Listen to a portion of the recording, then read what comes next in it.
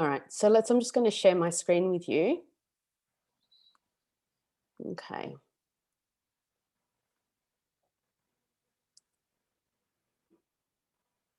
Okay, so I'd love to know where you're tuning in from. So if you can just pop it in the comments for me. I'm always curious to know where everyone's checking in from. So for those of you who don't know, I'm in Melbourne, Australia, and it's 12 p.m. It's Sunday today. I'm also, like, I'm not sure where everyone's come in from. Some people are coming in through Facebook and others Meetup and others from Eventbrite. But for those of you who don't know, I'm a soul-centered coach. I have a background in psychotherapy, kinesiology, energy work, and I'm really passionate about helping people transform their lives. So I run these 4 pages on Facebook. So I don't know if you're aware, but there's a page called Healing Little You, What I See Is Me, and Divine Masculine Empowerment. And they're all really, they all hold a really special part in my heart, because I started these pages to support people in different ways. So I'm the proud mummy of Olivia and Sophie. So when I had these girls, I just thought I was getting cute little babies, but what I got was 2 little mirrors who, they reflect back to me how I love and my heart and sweetness, but they also reflect back to me my own unhealed wounds and areas of my life that I need to work on and become, like, grow and expand and become a better adult. So they really, having them in my life is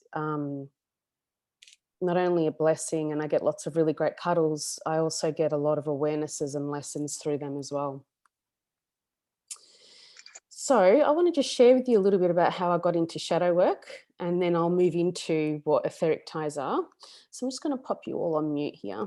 There we go. So you can just unmute yourselves if you need to. So back when I think I was about 22 at the time, I was into doing a lot of personal development. And me and my cousin, we would do lots of different things on past life regression and angel workshops and different things. And she told me about this program called Cutting the Ties That Bind.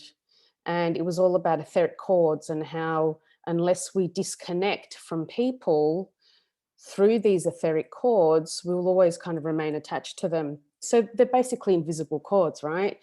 And anyway, so I was like, okay, don't really know what it is, but I trusted her. And so I went to do this program. And it was in doing this program that I realized that I had a lot of unresolved issues with my mother. I had a lot of childhood trauma that I had suppressed, and this process was helping it all come up to be addressed and healed. So the lady who was running the workshop, she said, Anthea, look, if this is what's coming up for you, you should probably go see someone. So she recommended I go see a soul-centered psychotherapist, and that's what I did. And it was in working with the soul-centered psychotherapist that I really come to understand what shadow work was. And it was intense and confronting, but I knew that I had to do it so that I could become a more empowered adult. So this program that I did,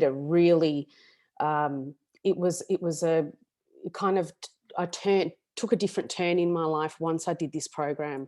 Because after seeing that soul-centered psychotherapist, I decided, you know what, I think I'm going to go study this 4-year course, not to become a therapist, but just so that I can learn even more about myself, so I can become, like I said earlier, an even more empowered adult, because I had no idea what that was growing up. I'd see empowered adults and I'd look at them, but I actually had no idea how to access that or even get there. So I thought this 4-year course would be a really great way to do that. So the soul-centered psychotherapy is based on the philosophies of Carl Jung. Is everyone aware of who Carl Jung is? So Carl Jung, he was a student of Sigmund Freud, and they clashed heads a lot. And Jung was all about really connecting with people and supporting them by holding space for them. And Freud was all about stripping people down and then rebuilding them, right? And so there were a lot of things that Jung didn't agree with him about. And so he started his own form of therapy called psychotherapy. And in psychotherapy, we do tap into your spiritual gifts. We do look at, your deeper abilities to connect energetically, and your energy centers and your dream states, and all of this stuff that we experience has significant relevance to how your higher self communicates with you, and the messages that you seek and the messages that you get are all really relevant. So, Jung talks about that nothing happens for no reason, that there is synchronicity and meaning in almost everything that's before us. So I'd finished the 4 years. I did the 4 years. It was intense. My teachers were very much all about us doing the inner work, and, Jung talks about the wounded healer. And he said that if you don't heal yourself, when you start seeing clients, you will naturally attract people who have the same wounds as you. And if you can't understand how to heal those wounds, you won't be able to support anybody else to heal those wounds. You'll crumble when they come to see you. And so that was a big part of the work. Big part of the work was doing the work. So by the time that was done, I was like, I need a break. It was so intense, right? But this cutting the ties that bind, this program, I couldn't stop thinking about it. It stayed with me. So 11 years later, I decided to start running the program and supporting other people to cut the ties that bind, because it was so powerful. So I ran in 2018, I took 3 groups of people through this program in person here in Melbourne, and the results were so profound that I knew that I had to keep doing this work. So people were claiming that they felt freer. They had all of these really big awarenesses when they were doing the program, and that they finally felt some sense of freedom to move forward as the adult.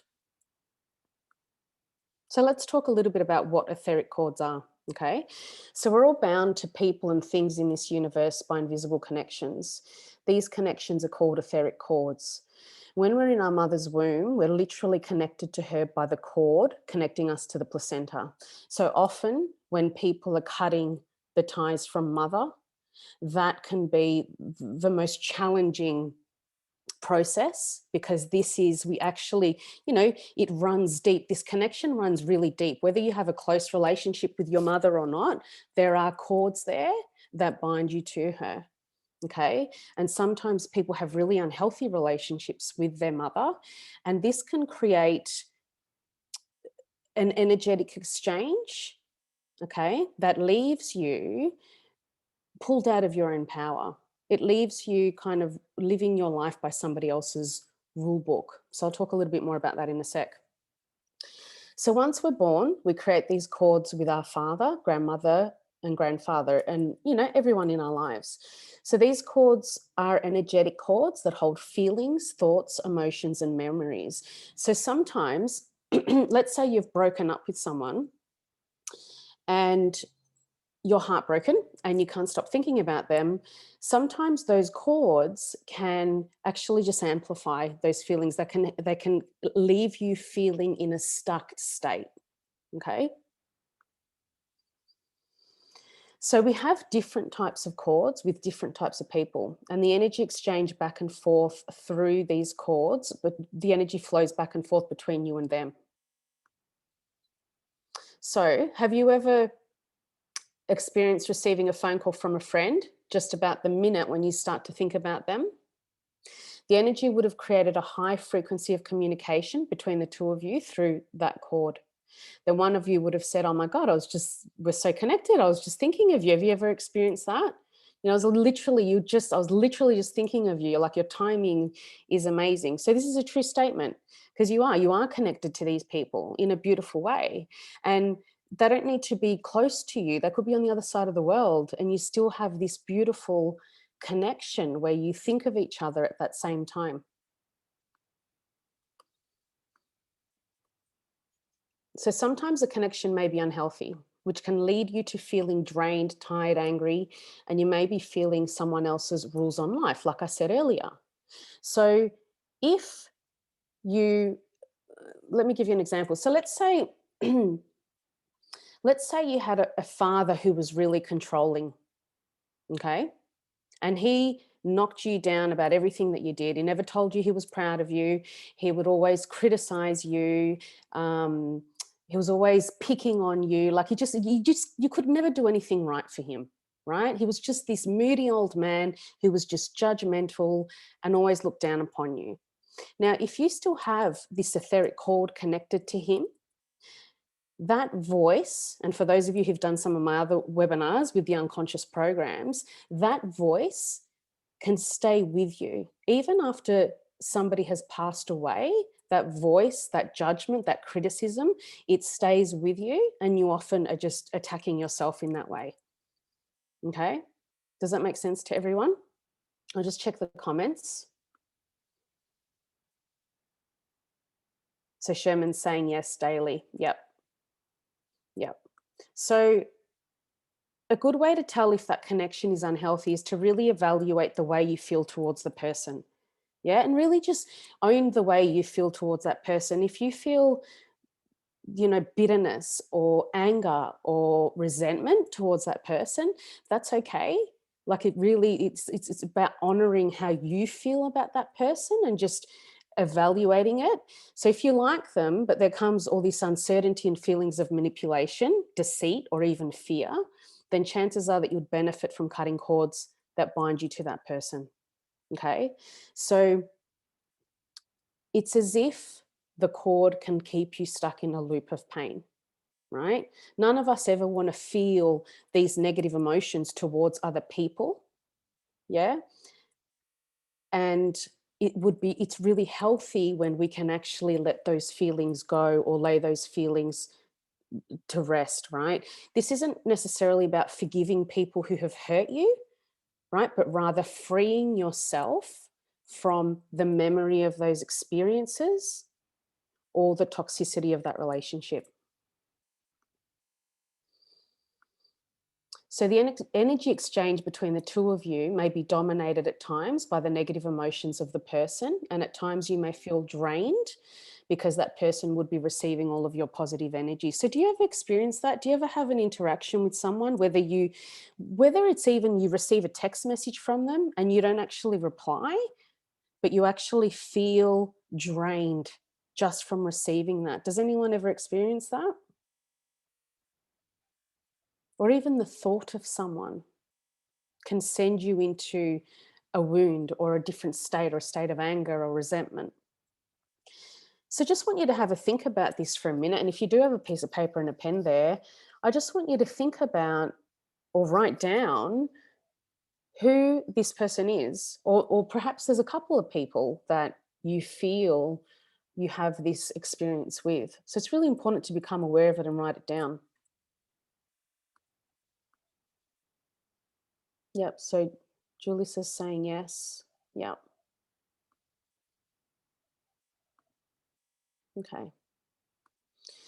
So this process, like I said, is a really powerful process. It will allow you to move towards standing in your power. When you free the cords that bind you to these people, things, or even addictions, so you can cut from addictions too, it can free you in a way that can make you feel more like yourself. Okay? It can free you from a cage that you didn't know you were in. So I just want to touch on something here for a second. Like, I just want to explain this a little bit further. For me, my experience, at least, with doing this process, is what I found is that when we carry stuff from the past, say the resentment and the anger from dad and the way he treated us when we were a kid, when we still carry that with us, we actually are missing information because we're only seeing the situation through the eyes of our wounds. Okay. Now, like I said, carrying those emotions around with you is really unhealthy for your physical body. Yeah. Our emotions make us really sick and can manifest into serious illnesses. So it's really important as we become aware of these heavy emotions that we try to release them because they really don't serve us moving forward. But when you do this process or a process like this, what happens is that you begin to see the past through the eyes of the the current version of who you are. You don't see the past any longer through the eyes of the inner child or the teenager, right? So I hear a lot of people saying, and I was having lunch with, my friend the other day, and he's a financial advisor. And in this moment, he was talking about his dad, and I saw him, he dropped into his teenager and he goes, my dad's a dickhead. Yeah. I have no respect for that man. Right. And even though it's his adult self saying that, you could see that teenage wound. He was in his teenage wound in that moment. He was hurt. His dad had severely hurt him in some way. And that's okay. Like, it was great that he could express that with me.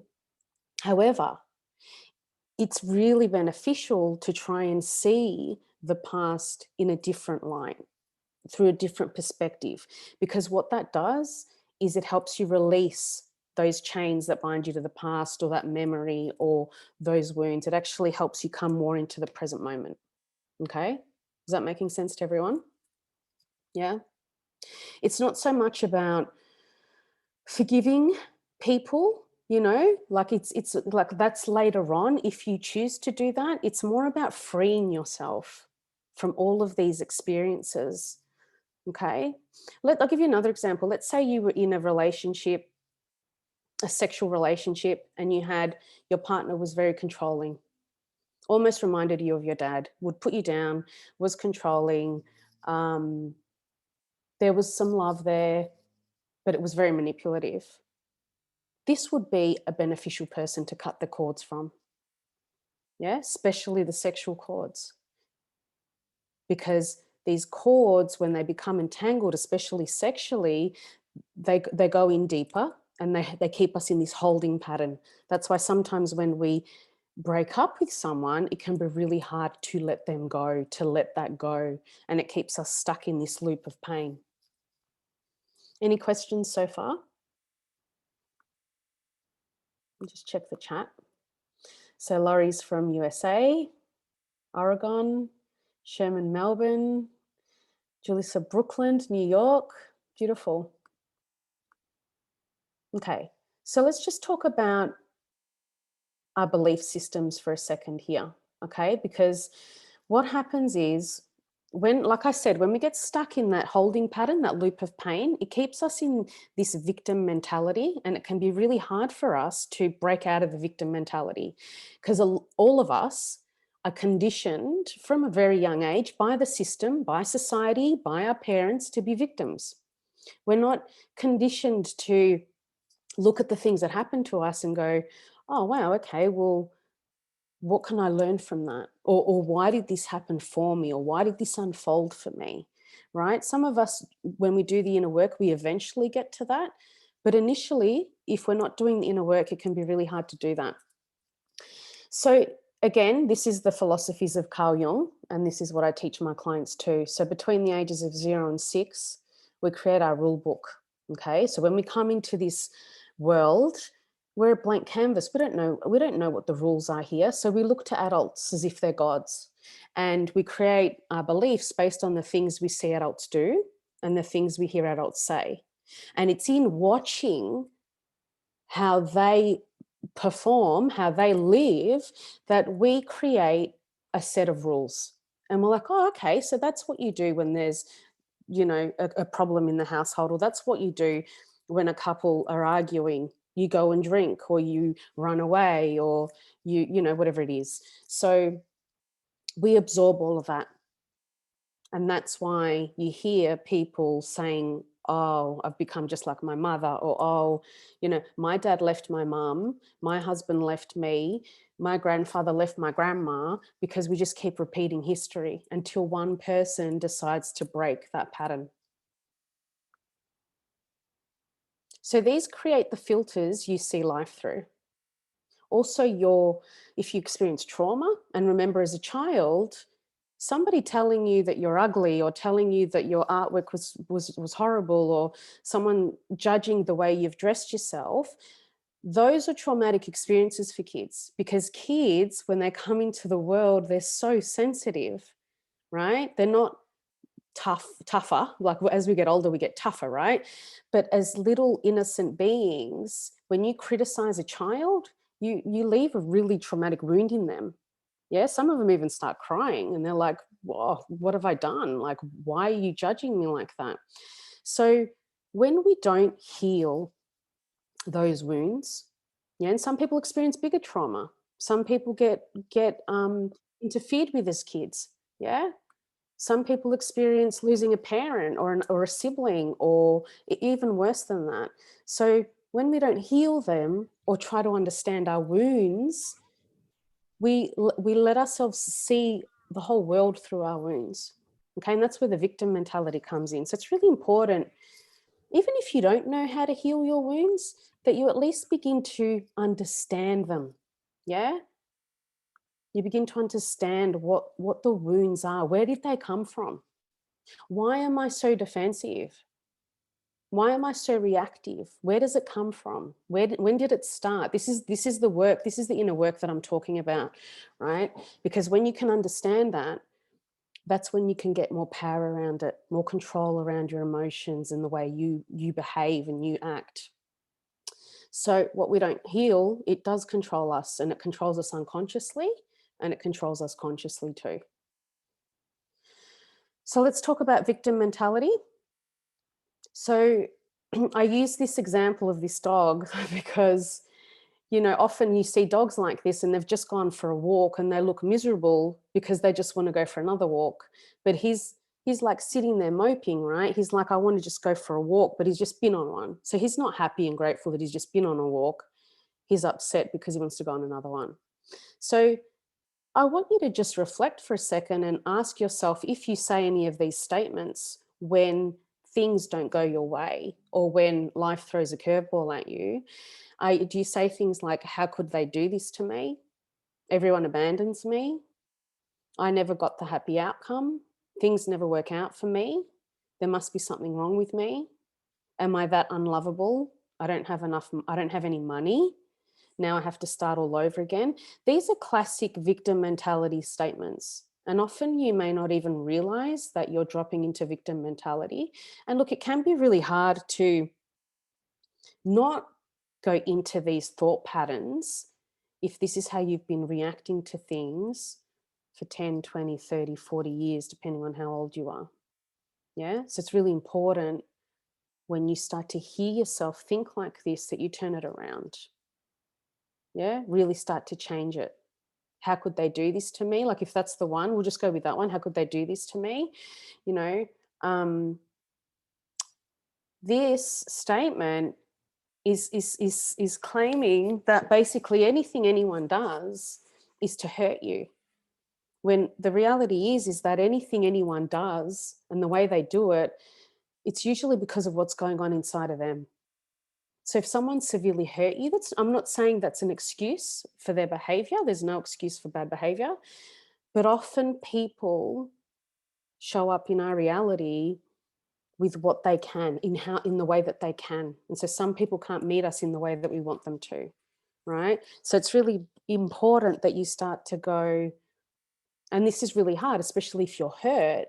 It's really important you start to think, well, I wonder what's going on inside of them that they treated me like that. Because it's really probably got nothing to do with you. Okay, does that make sense to everyone? Any questions?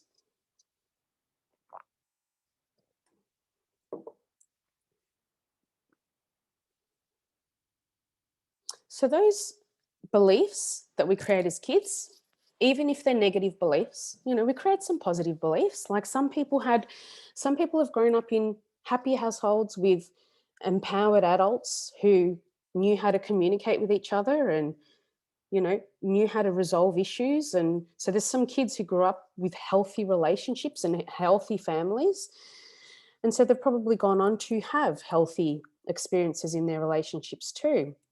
But for those of us who didn't witness that and didn't experience that, and perhaps have abandonment issues, so that father I was talking about, the one who was judging you and criticizing you, that type of behavior would leave a child with feeling emotionally abandoned.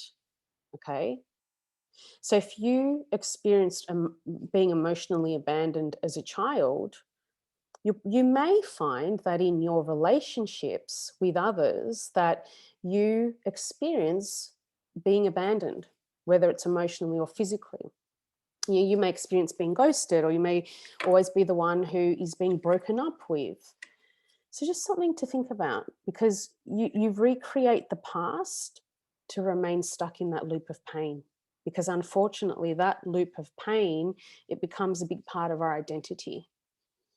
And often we don't want to let go of our identity. Okay, so if I came to all of you today and I said, okay, we're gonna, I'm gonna give you a new face today. Yeah, you'll probably be like, oh, gee, well, I don't really like my nose, but what's the new face going to look like? And I'm like, I'm not going to tell you. You're not going to know what your new face is. Yeah, you would probably freak out and go, you know what, doesn't matter about my nose, I'm good. I don't need a new face. I'm good. Leave me alone. Right? Because it's really confronting. It's really confronting to lose a part of who you are, even if it inflicts pain. Yeah. So it's just something to keep in mind, another thing to keep in mind.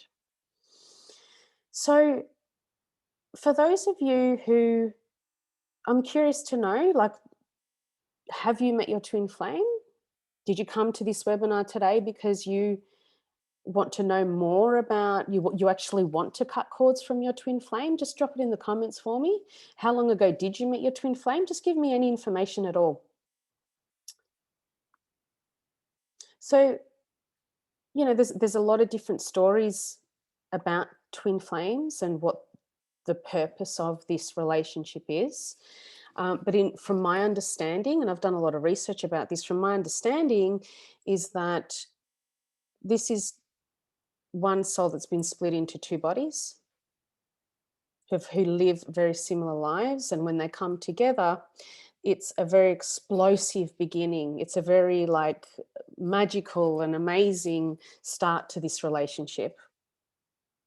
Essentially, you're standing in front of a very powerful mirror, one that can help you, one that helps you see who you really are on a deeper level, helps you love yourself more, helps you accept yourself more. And in doing that, it also does reflect back to you your deepest wounds and your darkest fears. So things that you need to work on. Just like some people come in and they're like, you have these really beautiful friendships with people, but they also reflect things back to you and they're like, God, that annoys me about that person. Why is she so defensive, or why is she so angry? But it's a mirror, right? And sometimes it's a direct mirror and other times it's not. Other times it's, I need to verbalize that I don't like the tone she's using. I need to set a boundary, right? But with the twin flames, it goes a little bit deeper. It's a little bit more intense. Let's just have a look here. So yeah, Julissa's saying, I believe so and I want to cut. And Sherman's saying, met twin flame, separated now, don't know if I want to cut yet, might have to sit through growth. Okay, so let me explain to you why it's important to cut the cords. So this is not about removing someone from your life, but rather to remove those toxic expectations and attachments that you've created with another person. Okay, so like I said, if your twin flame is your mirror, yeah, essentially, and this is the perfect image to describe it, when you met them, your inner child and their inner child would have just danced this magical dance together, right? Would have shown you how magical life can be and how amazing falling in love with another person can be, right? That's what the twin flame connection does, or any deep connection for that matter, like a soulmate or a divine connection. However, the ego, the wounded ego of the adult would have got in the way at some stage. Yeah. And the wounded ego would have gone, they need to give me this and they need to give me that. And I've done this for them and we're going to have this together. And right. So it creates all of these, we create all these expectations, and those expectations lead to disappointments. Right. And now what we're doing is that initially when we saw this person as being this magical soulmate or this magical twin flame, we're now seeing them and criticizing them and judging them. And we're seeing them through the eyes of our wounds. We're seeing them through our disappointments and our expectations. And how could they do that to me? Through victim mentality. Yeah. So what this program does, what the cords do, is it helps you cut all of those expectations. Yeah, because this person didn't come into your life to destroy you. Okay. There's a part of you that needs to take responsibility for how this unfolded. Right. And when you cut those cords, you can actually see how you contributed to the breakdown of the relationship, or how you got yourself into this entangled web of chaos that has now left you heartbroken. Okay. Now, when you cut, in my experience, this is my own personal experience, when I cut, and I cut many times from my twin flame, he came back in. Okay. And now we have a friendship. We have a healthy friendship. And I'm so grateful for that experience with him, because he helped me love myself on a deeper level. He showed me what support looked like. He showed me, he taught me about men, like strong men, and how they can support a woman. Yeah. And so that's what this program does. It's the same if you're cutting from your mother. You cut not to remove her out of your life, but rather to be able to create new healthy ties, or try not to create ties, but rather just stand in your power and say, okay, this is the relationship I have with my mother. I'm going to make peace with it. I'm not going to show up as the teenager anymore. I'm just going to show up as the adult. Yeah. And I'm just going to give what I can and receive what I can. Now, when you do that, energetically, you stop pushing for them to show up in a certain way. Yeah. Especially with the father example. Yeah. Unconsciously, you're probably still pushing for some kind of validation from him. And when you push people away. And often we do that for protection, and that's okay. But when we pull back that energy and we cut those cords, people can actually show up as they are. Yeah. And when we do that inner work, what happens is when they show up as they are, and we remove judgment and expectation, resentment, they might surprise us. They might not, but they might surprise us. Okay. And so it's really important for you to detach in that healthy way. Okay. So just to be clear, this program isn't about removing anyone from your life. The cords don't do that. Sometimes with an old lover, you may cut the cords and then they may disappear out of your reality completely. But that's what needs to happen. Right. This is where you have to trust in the process. So any questions before I talk about the program? Does everyone understand everything I've explained here today? I mean, most of you are probably already really aware about all this stuff anyway, if you're showing up here today. So just quickly run through, because I know we've just gone over time a bit, but I'll just quickly run through the program. And if you're interested, we can connect and talk about it further. So during this program, you get 6 hourly sessions, and they run over 7 weeks. And you also get 1 hourly support session. So we do 4 weeks on, we have a week off, and then we do come back and do the final 2 weeks. You get a really massive workbook to download, and every day you record your dreams, your awarenesses. There's a figure 8 that you use to cut in the book. And then at the end of the 7 weeks, we burn everything. So fire is really important part of this process. Literally transmutes everything. You get a digital cutting the cords that bind download to listen to daily. So there's a 3-minute daily meditation that you have to do every day to complete the process. You get emotional support with me and the other members in Messenger during the program. It will give you an ability to create a new roadmap, especially if you're feeling stuck, right? I'll teach you tools and techniques that you can use daily to support yourself with the memories of the past. So when you do this shadow work, because essentially this is really powerful shadow work, inside of our shadow are a lot of memories. Some of them are traumatic. And when those memories appear, they're appearing so that you can understand yourself better. Yeah, so this isn't about reliving the past, it's more about understanding yourself. And it's in that moment that you really have to show yourself a lot of love and compassion to be able to move through it quickly. Yeah. And you'll also gain a deeper understanding of shadow work and how you can find your power through it. So this is what you can expect when you do this work.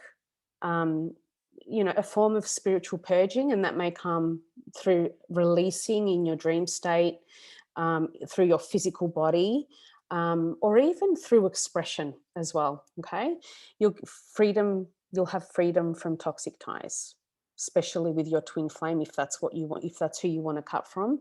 When we initially go into meditation, and that's completely up to you. You can surrender who you cut from to your higher self, and your higher self will show you who you need to cut from.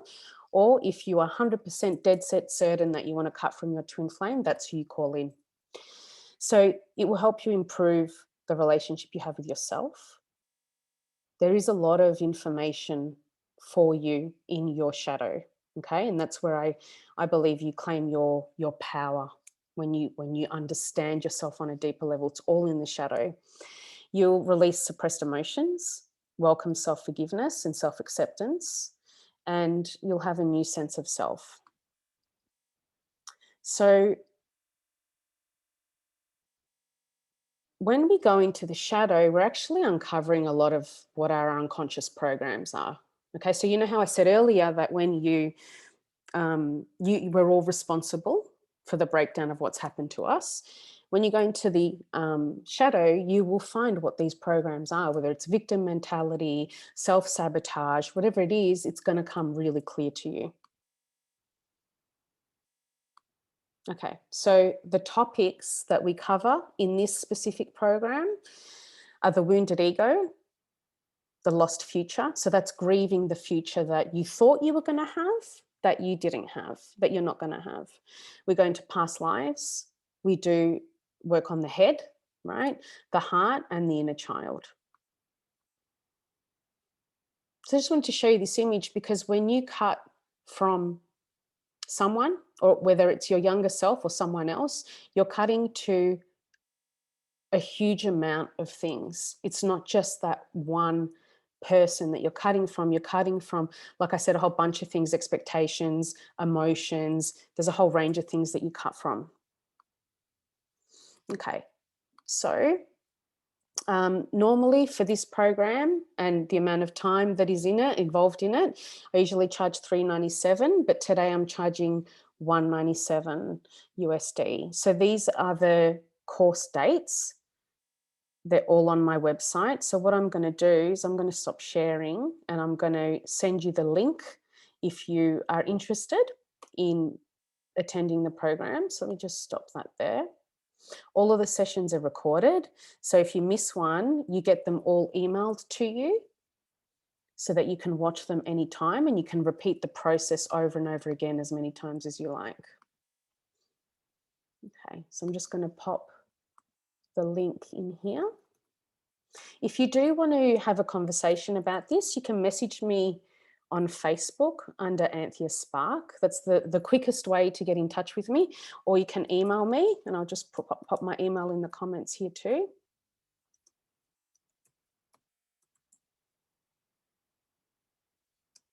So that's my email there. Are there any questions before we wrap up?